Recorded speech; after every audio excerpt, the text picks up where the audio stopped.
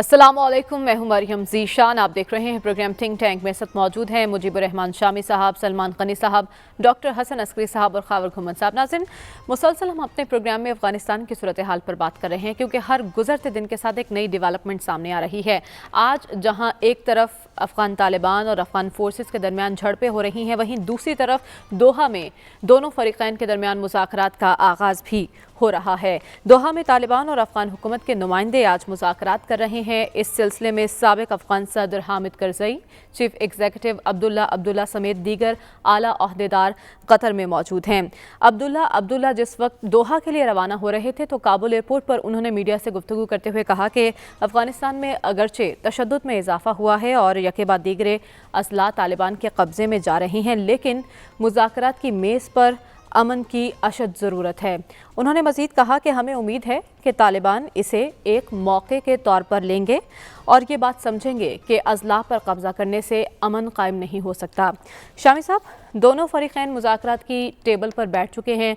किसकी position strong है इस टेबल पर, और इसके साथ साथ ये भी बताएगा कि मुज़ाकरात का ये जो दौर चल रहा है ये किसके लिए एक मौका है?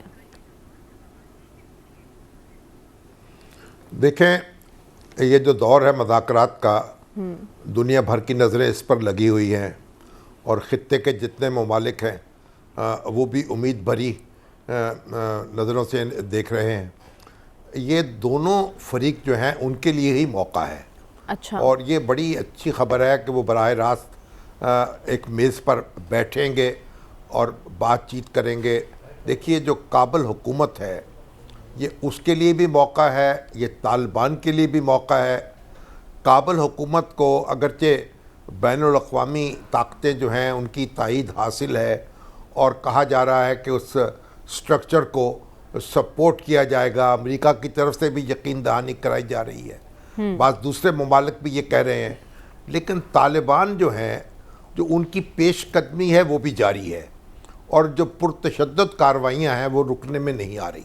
अब तालिबान ने ये पेशकश की थी कि अगर उनके कैदी रहा कर दिए जाएं, जिनकी तादाद कोई 5000 के करीब है, 7000 के तो करीब, वो 3 माह के लिए जंग बंदी कर सकते हैं।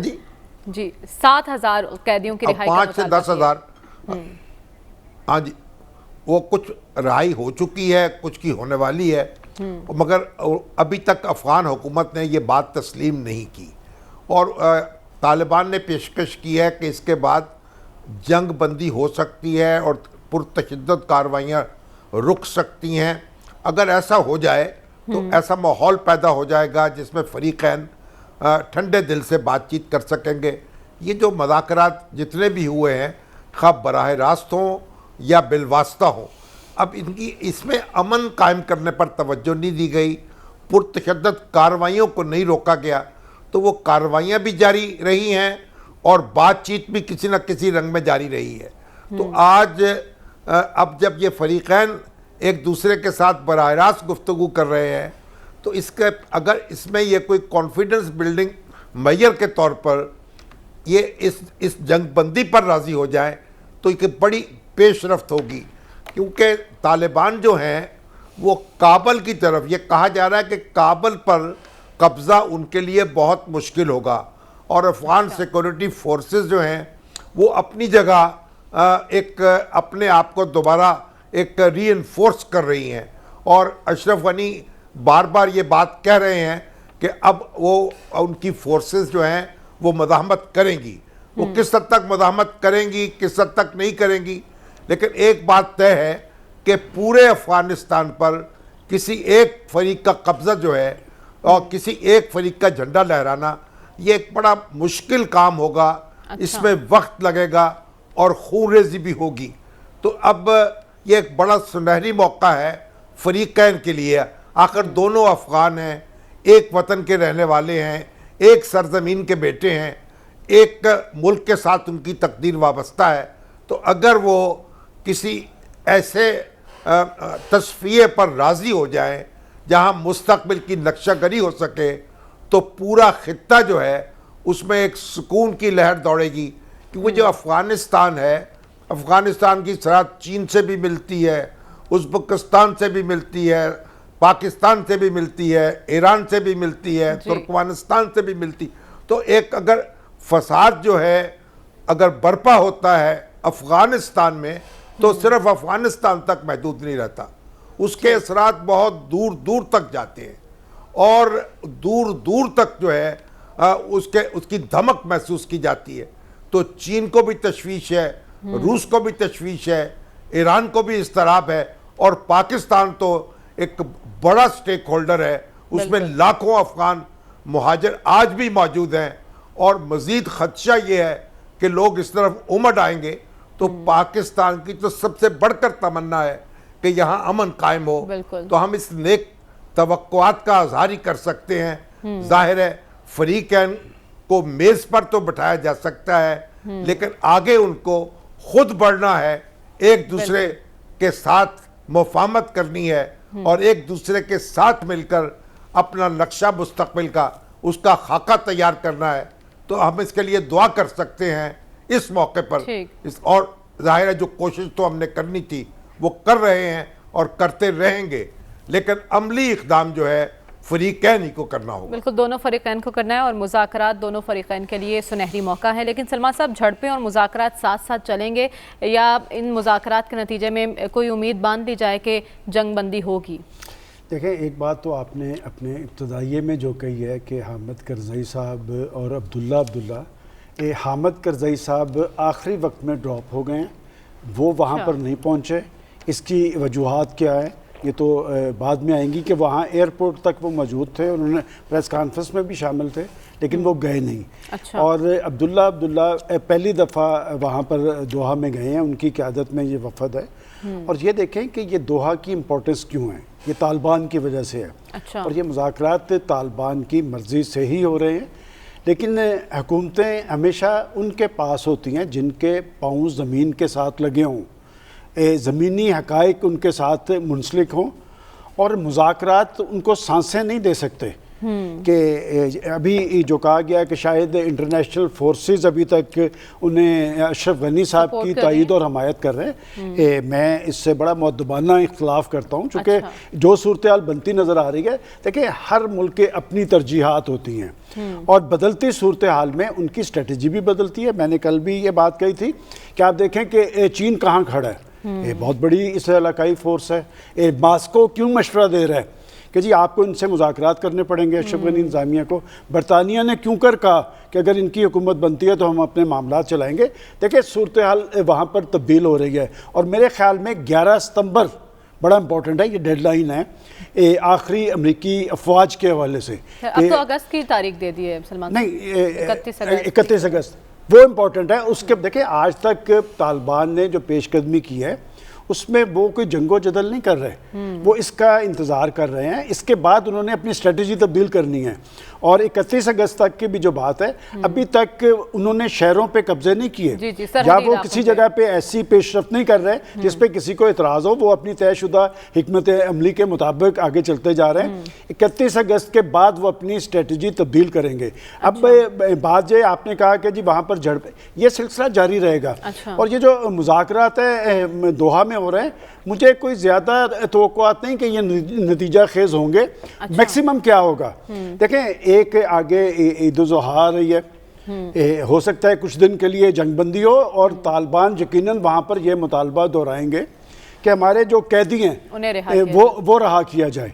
और ये बैठे क्यों हैं, देखें वहाँ पर ये पहली दफ़ा इस हवाले से बड़े इंपॉर्टेंट है कि अफगान लीडरशिप वहाँ पर गई है।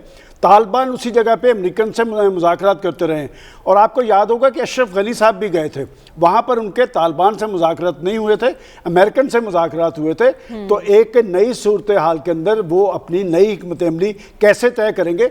इस वक्त बड़ी हकीकत यह है कि वो इंटरनेशनल फोर्सेस और ख़ास तौर पे अमेरिका और उनके इत्तेहादियों को शिकस्त दे के यहाँ तक पहुँचे हैं। अब वहाँ पर हम ये सोच लें कि उस मुज़ाकरात के नतीजे में क्या वो अशरफ गनी इंतज़ामिया की हुकूमत में शामिल, ये भी नामुमकिन है। और क्या अशरफ गनी साहब वो सदारत से इस्तीफ़ा दे देंगे, ये भी नामुमकिन है। तो लिहाजा ये एक पेशरफ्त के तौर पर इसे ज़रूर देखा जा सकता है, लेकिन बड़ी नतीजा खेजी नहीं है। लेकिन इस खित्ते के अंदर क्या सूरत हाल हो रही है, मैं समझता हूँ कि ये एक अच्छी बात है कि कोई ज्यादा फरीक नहीं बन रहा किसी के साथ। सब ये कह रहे हैं कि अफगानिस्तान का अमन जो है इस खिते के इस्तेहकाम के लिए जरूरी है और हर तरफ से यही बात हो रही है। कल भी यहाँ कहा गया कि जी अमेरिकन जो है, देखें बात है कि अगर अमेरिकन अपनी फोर्सेस यहाँ से लेके जा रहे हैं तो उन्होंने खरबों डॉलर यहाँ पर खर्च किए हैं और उन्हें उनको एम्बेरसमेंट तो हुई है, लेकिन इस खिते के अंदर उनके मफादात हैं। और अगर अशरफ गनी साहब को किसी एक मुल्क की ताईद और हमायत हासिल है तो वो इंडिया की है। अच्छा, सिर्फ एक मुल्क की हिमायत हासिल है। आज तक इंडिया को सांप क्यों सूंघा हुआ है? इसलिए कि बड़ी पुरस्कार एक्टिविटीज हैं, वो देख रहे हैं पाकिस्तान की अहमियत को। सारी फोर्सेज, आप कल अमरीकी तर्जमान ने कहा कि पाकिस्तान जो है वो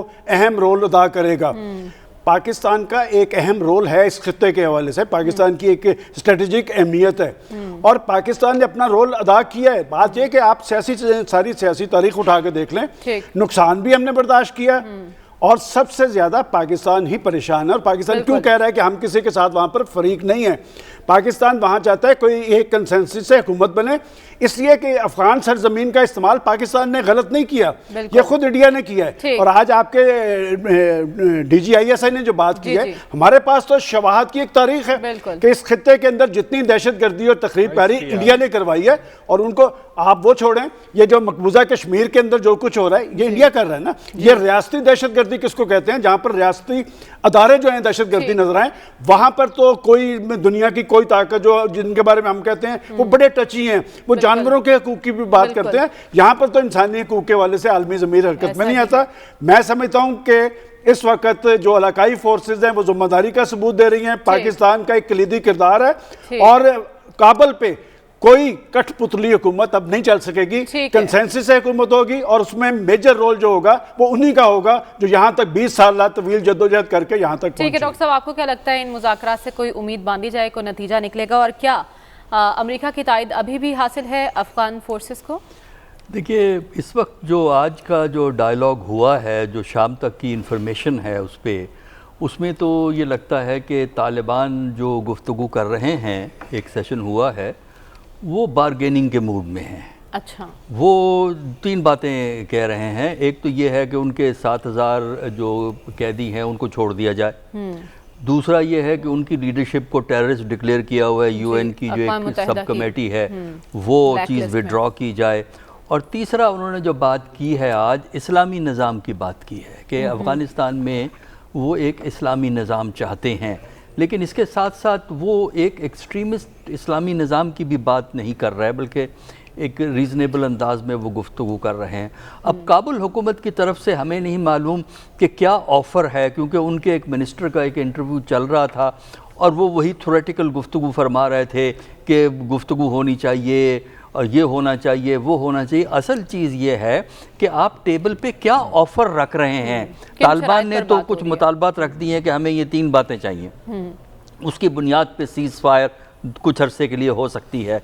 अब इसके जवाब में क्या कॉन्क्रीट प्रपोजल्स वो काबुल की हुकूमत रखेगी, क्योंकि काबुल की हुकूमत जब तक इस बात के लिए तैयार नहीं होती कि अगर तालिबान काबुल की हुकूमत का हिस्सा बनते हैं तो इसका मतलब ये है कि काबुल में जो लोग कंट्रोल कर रहे हैं उनमें से कुछ लोगों को अपने इख्तियारात लूज़ करने पड़ेंगे, क्योंकि तालिबान को अकोमोडेट करने का मतलब ये है कि जो साहिबान इख्तियार व इक़्तिदार हैं वो तमाम के तमाम इस सूरत में कायम नहीं रह सकते।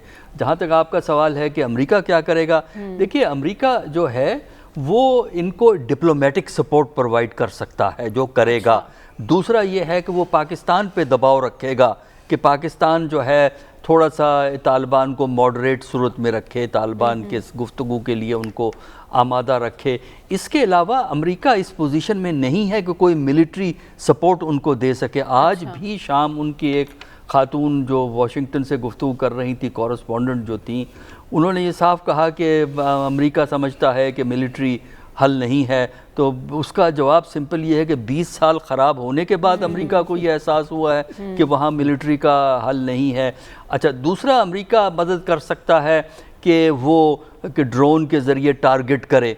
अब ड्रोन को इस्तेमाल करने के लिए या तो उज़्बेकिस्तान उनकी सपोर्ट करे, ठीक, एक स्टेज पे उज़्बेकिस्तान का बेस उनके पास अवेलेबल था, अमेरिकियों के पास अब नहीं है, या ताजिकिस्तान उनको सपोर्ट करे। ताजिकिस्तान में रीफ्यूलिंग फैसिलिटीज़ अमेरिकन एयरक्राफ्ट को आज से कोई 10-15 साल पहले मुहैया थी, अब नहीं है। और इस वक्त रशिया जो है वो इस बात के हक में नहीं है कि ये सेंट्रल एशिया को इस्तेमाल करे अमेरिका। दूसरा, फिर उनके बाद दूसरी साइड पे जब आते हैं तो फिर पाकिस्तान रह जाता है। तो डॉक्टर साहब, पाकिस्तान से अमेरिका के ताल्लुकात की नौयत अब क्या होगी अफगानिस्तान के पेश नज़र, क्योंकि आर्मी चीफ का एक बयान सामने आया, वो कह रहे हैं कि हम अमेरिका से तवीलुल मुद्दती शराकतदारी चाहते हैं। देखिए, ये पाकिस्तान की ख्वाहिश है, लेकिन अमेरिका जो है ना इस वक्त रिलेशनशिप बड़े एक डाइकोटमाइज्ड अंदाज में पाकिस्तान कर रहा है। पाकिस्तान से वो ताल्लुकात को रख रहा है अफगानिस्तान के कॉन्टेक्स्ट में। किस हद तक पाकिस्तान अफगानिस्तान के मामले को अमेरिका की ख्वाहिशात के मुताबिक फैसिलिटेट करेगी, जिसमें ड्रोन के लिए स्टेशन पाकिस्तान में वो मतलब इसका एहसास है उनको। दूसरा ये है कि वो इस रिलेशनशिप को सेपरेट रखता है जो उसका इंडिया से रिलेशनशिप है, कि इंडिया से जो हमारा रिलेशनशिप है उसका ताल्लुक चाइना से है, उसका ताल्लुक साउथ पैसिफिक एरिया से है, पाकिस्तान से नहीं है। जबकि पाकिस्तान ये समझता है कि अगर अमेरिका ने पाकिस्तान से कोई खुशगवार ताल्लुकात बनाने हैं तो इस इलाके में अमन और सुकून को फ़रोग देने में उसको रोल अदा करना है, और अमन और सुकून के रोल के लिए ज़रूरी है कि इंडिया पाकिस्तान के ताल्लुकात में बेहतरी के लिए वो कोशा रहे। अगर वो इस सिलसिले में कोशा नहीं रहेगा तो वो जो बात है कि एक ब्रॉड बेस्ड रिलेशनशिप, इस वक्त अमेरिका का एजेंडा पाकिस्तान के साथ कोई ब्रॉड बेस्ड रिलेशनशिप का नहीं है, सिर्फ अफगानिस्तान के हवाले से रिलेशनशिप है जिसको वो देख रहा है। ठीक है खबर, आपसे खबर चाहिए, किन पॉइंट्स पर बातचीत हो रही है दोहा में? देखें, एक तो ये मैं एग्री करता हूँ शामी साहब और डॉक्टर साहब के साथ कि ये एक बहुत बड़ी डेवलपमेंट है। डेवलपमेंट बड़ी क्यों है कि इस वक्त चीफ एग्जीक्यूटिव जो अब्दुल्ला हैं वो एक बड़े भारी भरकम जो है डेलीगेशन को लेके वहाँ पे पहुँचे हैं, और वहाँ पे तालिबान की तरफ से मुल्ला ब्रादर मौजूद है जो दोहा ऑफिस को लीड करते हैं, उनके डिप्टी चीफ हैं पॉलिटिकल अफेयर्स के ऊपर। लिहाजा दोनों अतराफ़ में एक संजीदगी का अंसर मौजूद है कि बातचीत करनी है। इसीलिए माजी के बरक्स जो है एक सीनियर लेवल की क़ियादत वहाँ पे मौजूद है। एक मुल्क का चीफ एग्जीक्यूटिव है, अगर वहाँ पे कुछ गिव एंड टेक करना है तो उनके पास पूरे इख्तियारात हैं, और दूसरी तरफ तालिबान तो दोहा के अंदर मौजूद हैं। तालिबान तो शुरू दिन से जो ये बात कह रहे हैं कि हम बातचीत करने के लिए तैयार हैं, आएँ हमारे पास आएँ और हमारे साथ बैठें, बातचीत करें। जो चीज़ हम भूल जाते हैं ना वो ये है कि जिस दिन अमेरिका बहादुर ने तालिबान के साथ मुआहदा किया था, साइनिंग सेरेमनी हो गई थी, उस दिन से तालिबान की हैसियत एक दुनिया के सामने कायम हो चुकी हुई है, चाहे महज़ब दुनिया माने या ना माने। लिहाजा एवेंचुअली चीज़ें एग्रीमेंट की ही तरफ जानी हैं। जो मेरे पास इतलात हैं बिल्कुल सही है कि तालिबान क्या डिमांड कर रहे हैं। एक तो डी लिस्टिंग जो प्रोफेसर साहब ने एक्सप्लेन कर दिया कि उनको टेररिस्ट ऑर्गेनाइजेशन के ऊपर उनके लीडरान को और उनकी ऑर्गेनाइजेशन को डाला वो निकालें, और साथ साथ में उनको कैदियों को रिहा करें, जो कि एक मुतय्यन तादाद लिस्टें उनके पास ऑलरेडी मौजूद हैं अफगान हुकूमत के पास। अफगान हुकूमत ये कह रही है कि बिल्कुल ठीक है, हम बातचीत करने के लिए तैयार हैं, लेकिन जो इनिशियली हमें आपकी तरफ से जो इंडिकेशन आनी चाहिए वो ये है कि जो वायलेंस के अंदर कमी हो, जो अभी रिसेंटली हमें नज़र आ रहा है वहाँ पे आए दिन बकौल उनका जो दावा है अफगान हुकूमत का कि डिस्ट्रिक्ट आफ्टर डिस्ट्रिक्ट जो है उनके ऊपर तालिबान की तरफ से कब्जा किया जा रहा है। उसके बाद जो असल खबर है मरियम वो ये है कि मेरी इतला के मुताबिक उन्होंने जो अब्दुल्ला की तरफ से ये भी चीज़ें टिप ऑफ की गई हैं कि अगर मामलात आगे बढ़ते हैं और उम्मीद है बढ़ेंगी तो फिर एक इंटरम सेटअप के ऊपर बात की जाएगी। अच्छा, अभी तक जो तालिबान जिस बात पे अड़े हुए हैं वो ये इस बात पे अड़े हुए हैं कि हम अशरफ गनी की जो मौजूदा हैसियत है उसको नहीं मानते। अच्छा, वहाँ पे जो सारी की सारी इस वक्त गवर्नमेंट है, जो उनका जो आइन है, कानून है, हम अब उसको बिल्कुल नहीं मानते। आप काबज़ हैं वहाँ पे, ऑक्यूपेशन फोर्सेस के आप प्रॉक्सीज हैं, लिहाजा हम आपकी हैसियत को नहीं मानते। अगर हमने किसी डायलॉग के अंदर जाना है और फ्यूचर का लाया अमल तय करना है तो उसके लिए वहाँ पे एक इंटरम सेटअप जो है बनाया जाए। उस इंटरम सेटअप के अंदर जो तमाम पार्टीज़ वहाँ पे स्टेक होल्डर्स मौजूद हैं, उनके रिप्रेजेंटेटिव्स हों, इलाकाई जो पावर्स हैं वो भी आ जाएं और बाकी अमेरिका भी आ जाए। एक चीज़ बड़ी वाज़ेह अल्फाज में मैं अपने प्रोग्राम के तवस्सुत से इसकी वजाहत बड़ी ज़रूरी है। जो लोग अमेरिका को कह रहे हैं ना कि रूल आउट कर रहे हैं कि ये अमेरिका वहाँ से निकल गया तो अब अमेरिका का कोई किरदार नहीं। एक तो यह है कि अमेरिका वहाँ से निकला नहीं है, उनके 500-600 वहाँ पे फ़ौजी मौजूद हैं जो कि उनके 650 वहाँ पे ना सिर्फ अफगान हुकूमत को सपोर्ट भी करेंगे अपने जो है डिप्लोमेट की हिफाजत के लिए और ओवरऑल जो काबुल के अंदर। और बाकी एक चीज़ इंतहाई अदब के साथ मैं डॉक्टर साहब के थोड़ा सा इतलाफ़ करूँगा, जिस एरिया के अंदर हम मौजूद हैं वहाँ मिडल ईस्ट के अंदर उनके 22 के करीब उनके डिफरेंट बेसेस हैं मिडल ईस्टर्न कंट्रीज़ में, जिसमें सऊदीया है, अमान है, जिसके अंदर UAE है और बाकी ममालिक हैं। लिहाजा किसी भी मौके के ऊपर अगर अमेरिका अफ़गानिस्तान के अंदर कोई इम्पैक्ट क्रिएट करना चाहता है, वहाँ पे कोई हालात के अंदर कोई तब्दीली करना चाह रहा है मिलिटरली, तो अमेरिका के लिए कोई मुश्किल नहीं है। अब जो चीज़ देखने वाली है, जिसके ऊपर नज़र रखने वाली है आइंदा ये 2 दिन की जो मुलाकात है, आज भी हुई है, कल भी हुई है, वो ये है कि अब ये इनके दरमियान में किन मामलात के ऊपर जो है चीज़ें जो हैं इनकी जो है कंसेंसस होगा। दोनों के जो इब्तदाई बयानात हैं वो वहाँ पे सर्टनली पश्तो के अंदर थे, वो जो मेरी कुछ लोगों से बात हुई है, कुछ मीडिया के ऊपर चल भी रहा है, दोनों ने इस बात पे एग्री किया है हमारा मुल्क है, हमारा मुल्क इस वक्त मुश्किल के अंदर है, हमारा मुल्क को अगर हमने मुश्किल से निकालना है तो उसके लिए हमें मिल बैठ के बात करनी पड़ेगी। और तालिबान ने कहा जी बिल्कुल हम बात करने के लिए तैयार हैं। और तालिबान की तरफ से बिल्कुल सही जो बात की डॉक्टर साहब ने कि तालिबान अब वो 90s वाले तालिबान नहीं है। तालिबान वो जो एक माजी के अंदर एक नज़रिया जिसके वो एक हुकूमत बनी थी 3-4 साल, जो हमने भी माना, UAE और सऊदी अरेबिया 3 ममालिक ने उनको माना था, तो वो अब बात नहीं कर रहे, वो बात कर रहे हैं दुनिया के साथ चलने की। और तीसरी बात वो ये है कि देखें, जो पहले भी मैंने जिक्र किया था पिछले हफ्ते अपने प्रोग्राम के अंदर, थोड़ी देर के लिए फ़र्ज़ कर लें मफरूज़े के तौर पर तालिबान अपनी ताकत के ज़ोर के ऊपर काबुल के ऊपर कब्ज़ा कर लेते हैं और पूरे अफ़गानिस्तान के ऊपर उनका कब्ज़ा हो जाता है, तो अनटिल अनलेस इंटरनेशनल कम्युनिटी उनको नहीं मानेगी, रीजनल जो पावर्स हैं वो नहीं मानेगी, तो मेरे ख्याल में उनके लिए बड़ा मुश्किल हो जाएगा। बिल्कुल। लिहाजा लग यही रहा है कि वो बड़े तरीके से एक लायामल जो उनका है उसी को वो अप्लाई कर रहे हैं कि थोड़ा सा स्क्वीज़ कर रहे हैं, जो जितनी भी जो ट्रांसपोर्टेशन उनकी जो लाइन है उनको वो बंद कर रहे हैं, प्रेशर डाल रहे हैं और आहिस्ता आहिस्ता आगे आएंगे। और ख़बर यही है कि seize fire over the Eid जो है ना, एक इंडिकेशन के तौर पर दोनों तरफ मान लेगी। और चूंकि इंटरनेशनल प्रेशर भी है और होपफुली उम्मीद की जा रही है कि एक पॉइंट क्या मुझे कहना है, जी डॉक्टर साहब, देखिए एक पॉइंट यह है कि अमेरिका के बेसिस मौजूद हैं मिडिल ईस्ट में और अमेरिका अपने जहाज़ इंडियन ओशन से भी फ्लाई कर सकता है, उनके वो शिप्स मौजूद होते हैं। लेकिन अगर अमेरिका अपना एयरक्राफ्ट फ्लाई करता है या ड्रोन फ्लाई करता है, उसको अफगानिस्तान पहुंचने के लिए या पाकिस्तान के ऊपर से गुजरना पड़ेगा या ईरान के ऊपर से गुजरना पड़ेगा। ईरान से तो मिलती कोई परमिशन नहीं। पाकिस्तान पे ये दबाव ज़रूर है कि अमरीकी जहाज़ों के लिए पाकिस्तान का एयर कॉरिडोर जो पाकिस्तान ने माजी में भी दी है, ये प्रेशर पाकिस्तान पे रहेगा और उस पाकिस्तान की सपोर्ट के बगैर उनके जहाज़ या उनके मिसाइल, अगर वो मिसाइल भी फायर करते हैं, वो भी बलूचिस्तान के ऊपर से जाएंगे। वो इतना बड़ा रिस्क नहीं लेगा। ठीक है, लेकिन अहम डेवलपमेंट ये है कि दोनों फरीकैन मुज़ाकरात की टेबल पर बैठ चुके हैं और पूरी दुनिया की नज़रें इन मुज़ाकरात पर रखी हुई हैं। उम्मीद कर रहे हैं कि इन मुज़ाकरात का कोई नतीजा निकले। दूसरी तरफ हमने ये जानने की कोशिश करनी है कि आज़ाद कश्मीर के अवाम की उम्मीदें किस जमात से वाबस्ता हैं। इस ब्रेक के बाद स्टे विद अस।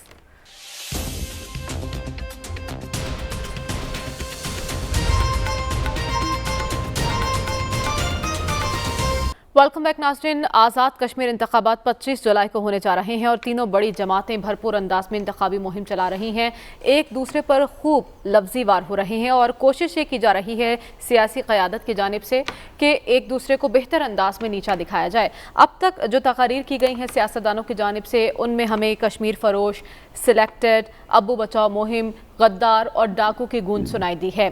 शामी साहब, ये जो तकारीर की जा रही हैं सियासतदानों की जानिब से, क्यों इतना तनाव है इस महाज पर और क्या इन तकारीर से कोई फ़ायदा पहुंचेगा कश्मीरी अवाम को, स्पेशली कश्मीर कॉज को कोई फ़ायदा पहुंचेगा? देखिए, पाकिस्तानी सियासत जो है पूरे ज़ोर शोर से आज़ाद कश्मीर में दाखिल हो चुकी है। एक ज़माना था कि पाकिस्तान की सियासी जमातें आज़ाद कश्मीर की सियासत में दखल देने से गुरेज करती थीं और मुस्लिम कॉन्फ्रेंस पर सबको एतमाद था। लेकिन जब पीपल्स पार्टी ने वहाँ अपनी ब्रांच कायम की तो फिर आहिस्ता आहिस्ता दूसरी जमातें भी वहाँ पहुँच गईं, जमात इस्लामी भी वहाँ कायम हो गई और फिर मुस्लिम लीग नून और अब पीटीआई, अब सारी जमातें ये यहाँ मौजूद हैं और जो पाकिस्तानी सियासत की जितनी आलूदगी है उसको लेकर ये आज़ाद कश्मीर की इंतखाबी मुहिम में पहुँची हुई हैं। और आज तो वज़ीर-ए-आज़म इमरान खान जो हैं वो बनफ्स नफीस तशरीफ़ ले गए और उन्होंने भी जलसे से ख़िताब किया, लेकिन उनकी तकरीर का जो गालिब हिस्सा है वो आज़ाद कश्मीर के हवाले से था और फिर कश्मीर की आज़ादी के हवाले से था।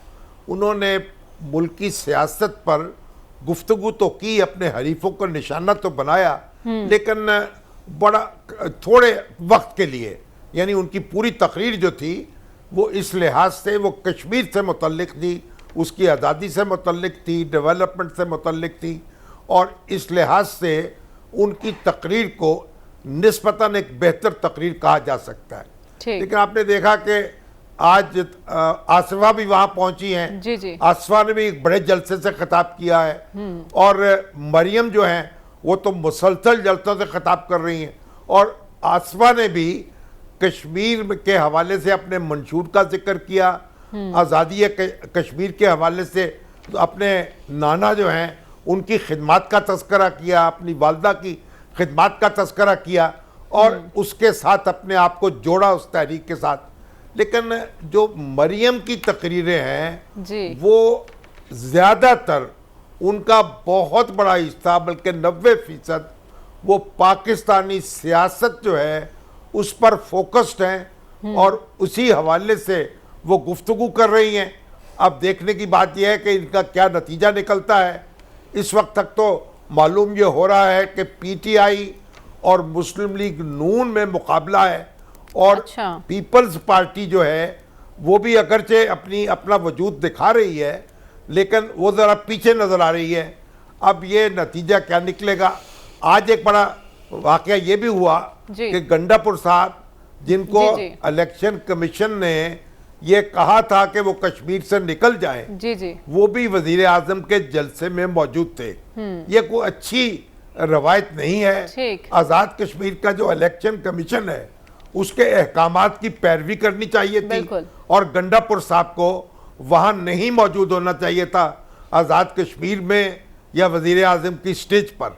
तो ये इससे एक थोड़ा ऐसा मैसेज जाता है जिसकी आप तारीफ नहीं कर सकते, इसे अफसोसनाक कह सकते हैं। ठीक है, बड़े बेहतर और ख़ूबसूरत अंदाज में शामी साहब ने तीनों जमातों की तकरीर का जायज़ा लिया है। सलमान साहब, आज आसफा ने एंट्री दी है, बिलावल के एब्सेंस में जो खला नज़र आ रहा था, आपको लगता है कि वो पुर हो गया? दूसरी तरफ आज इमरान खान साहब ने तकरीर की है और नून लीग के जलसे भी जारी हैं। अवाम में किसका पलड़ा भारी है और किसको पजीराई हासिल है? देखें, ये तो मैं नहीं कह सकता कि वहाँ पर किसका पलड़ा भारी है, ये तो 25 जुलाई को पता चलेगा। लेकिन बात यह कि आज़ाद कश्मीर का इलेक्शन हो रहा था और जो बात अब तक देखने में आई है कि क्या वहाँ पर इन पॉलिटिकल पार्टीज़ ने जो आज़ाद कश्मीर के लोगों को दरपेश मसाइल और मुश्किलात हैं उसके हवाले से कितनी संजीदगी जाहिर की और एक दूसरे के बारे में इल्ज़ाम तराशी और गाली गलोच ये किस हद तक की।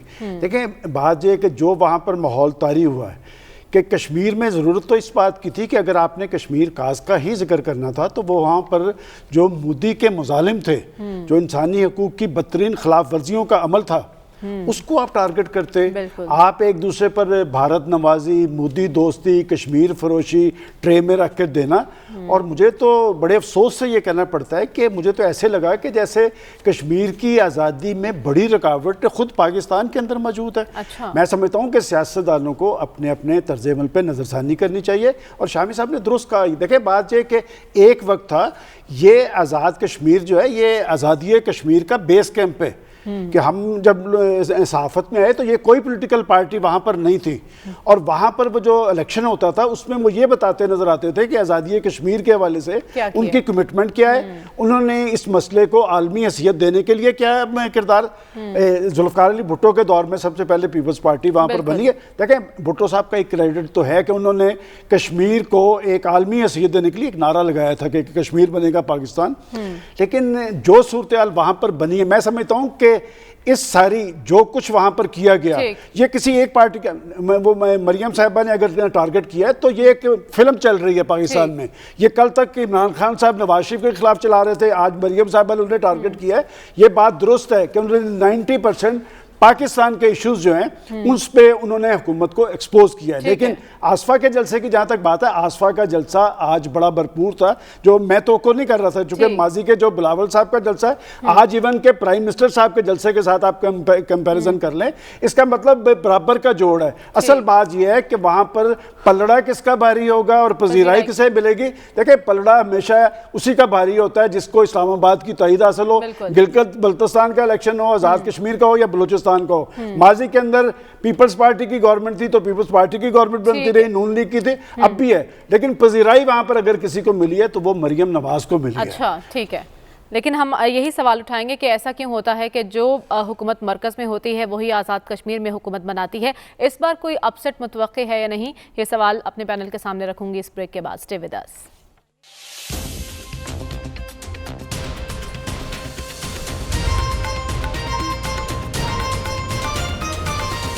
वेलकम बैक नाज़रीन। ब्रेक पर जाने से पहले सवाल छोड़ के गई थी डॉक्टर साहब आपके लिए, रिवायत के बरक्स कोई अपसेट हो सकता है आज़ाद कश्मीर इंतखाबात में? देखिए, बहुत मुश्किल है ये कहना, क्योंकि एक जो साल हर साल से जो ट्रेंड है ग़ालिबन वही ट्रेंड कायम रहेगा, ये जलसों जुलसों पे न जाएं। अच्छा, वजह यह है कि ये तो बड़े अफसोस की बात है कि जो बड़ी पार्टियों की मेन लैंड पे लड़ाइयाँ हैं उनको उन्होंने कश्मीर में मुंतकिल कर दिया है और अपनी ईगो को सेटिस्फाई करने के लिए एक दूसरे की टांगें खींचने पे लगे हुए हैं। अगर इलेक्शन कश्मीर का है तो मेरा इंटरेस्ट ये था कि मुझे पता लगे कि कश्मीर की लीडरशिप किस तरह सोच रही है। कश्मीर पे बहुत मुश्किल वक्त है, ख़ासकर हम उस कश्मीर की बात कर रहे हैं जो हिंदुस्तान के ज़ेरे तसल्लुत है, कि यहाँ के कश्मीरी किस तरह देख रहे हैं उन मुश्किलात को जो उनके भाइयों, उनकी फैमिली के मेंबरान, बहुत से ऐसे कश्मीरी हैं जिनकी आधी फैमिली इधर है आधी फैमिली उधर है, तो ये किस तरह देखते हैं और क्या वो सजेशंस हैं उनके पास कि इस मामले को आगे बढ़ाया जा सके।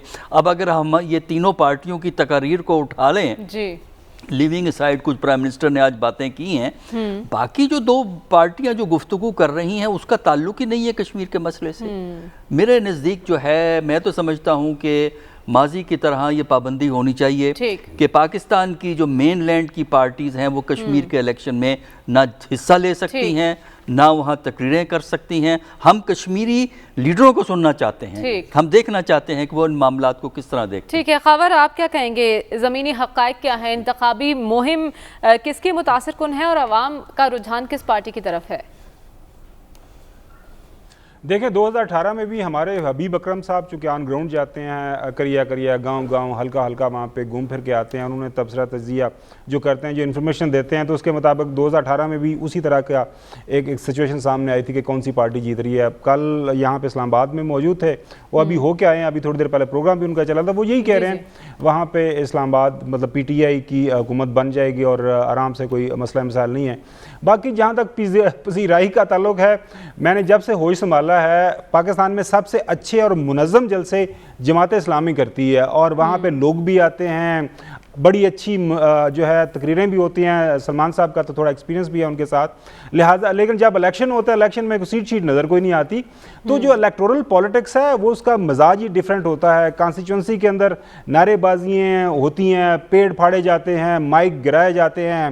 आपको याद होगा 2018 के इलेक्शन से पहले मरियम साहिबा ने नारा लगाया था नियाजी जरदारी भाई भाई। तो ये बदकिस्मती है हमारे मुल्क की सियासत की कि ये मेन लैंड के जो इश्यूज़ है वहाँ पे आज़ाद कश्मीर के अंदर ले गए, नहीं होने चाहिए थे। और बिल्कुल सही है कि जो इस वक्त हालात हैं, मुश्किल हालात मकबूजा जम्मू एंड कश्मीर के जिस मुश्किल से वो गुजर रहे हैं, हमारा और हमारी सारी सियासी जमातों का फोकस वहाँ पे होना चाहिए था, ना बजाय इसके कि हम जो है प्राइम मिनिस्टर को जो है अपोजिशन टारगेट कर रही है और जो हुकूमती अरकान है वो अपोजिशन को टारगेट कर रहे हैं, जो former prime minister Nawaz Sharif साहब को टारगेट कर रहे हैं, वो मोदी का यार, यही पुराने घिसे पीटे नारे। लेकिन क्या करें, आपकी सियासत जो है इन्हीं लाइन्स के ऊपर चल रही है और इन्हीं के साथ आपको गुजारा करना पड़ेगा। और चूंकि देखें पीडीएम जब से बनी है उसके बाद हमने देखा कि लड़ाई झगड़ा काफ़ी बढ़ गया है। मरियम की जगह शायद वहाँ पे शहबाज शरीफ साहब होते तो और ज़्यादा अच्छे अंदाज से, मेरे ख्याल में बेहतर अंदाज से वो इलेक्शन कैंपेन करते, क्योंकि मरियम एग्रेसिव है, वो कहती है कि अली अमीन गंडापुर की मौजूदगी पर आप क्या कहेंगे, क्योंकि इलेक्शन कमीशन ने तो उन्हें कह दिया कि आप आज़ाद कश्मीर की हदूद से बाहर चले जाएं। ये गलत बात है, उनको वहाँ पे नहीं मौजूद होना चाहिए था। क्या उन्होंने जो इलेक्शन कमीशन की क्योंकि वज़ीर आज़म ने तो हमेशा कॉन्टेक्स्ट क़वायद व ज़वाबित की पासदारी की बात की है, लेकिन आज अली अमीन गंडापुर की मौजूदगी ने एक सवालिया निशान उठाया है। आज के प्रोग्राम से हमें इजाज़त दीजिए, आपसे कल मुलाकात होगी। अल्लाह हाफ़िज़।